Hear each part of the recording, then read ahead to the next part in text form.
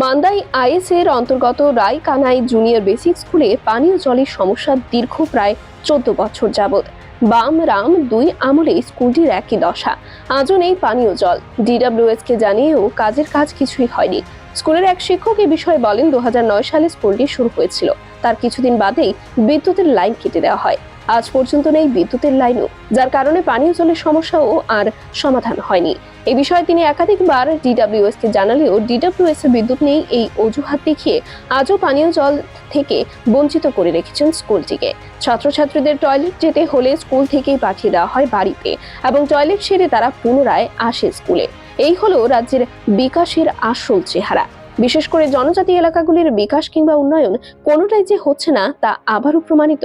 Double ইঞ্জিনের বিকাশের ছোঁয়াও পৌঁছায়নি এই এলাকায়।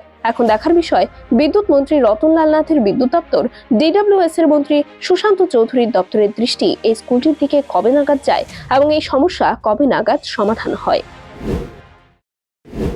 আমার কিন্তু সমস্যা জলের একটু বড় সমস্যা আর কি। সমস্যা মানে কয় বছর ধরে এই জলের সমস্যা চলছে? ওই তো যে সময় স্কুল ধরে না 2009-এ স্থাপন করছিল, এই সময় থেকে জল সমস্যা আর কি। এরপরে একটা কল এখানে থেকে মানে ওই গ্রামের থেকে মানে একটা মিনি টিউবওয়েল লাগাইছে আর কি। এটা মানে কি কারেন্ট বিল টিল লাগা এটা যেন এটা বন্ধ করে লাগছে আর কি। এটা বদ্ধ করে লাগছে, তারপরে এখনো পর্যন্ত আমরা জলগুলি না পাওয়া যায়নি আর কি। পাওয়া যায় না।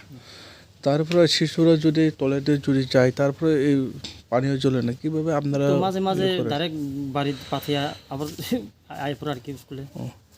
স্কুল থেকে বাড়িতে সোজা আপনারা চলে যেতে বলে, তাই তো? হ্যাঁ হ্যাঁ।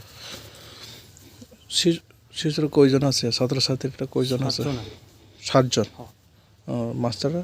মাস্টার আসলে 5 জন, হেডমাস্টার লাগে 5 জন। ব্যুরো রিপোর্ট, খবরের প্রতিবাদ।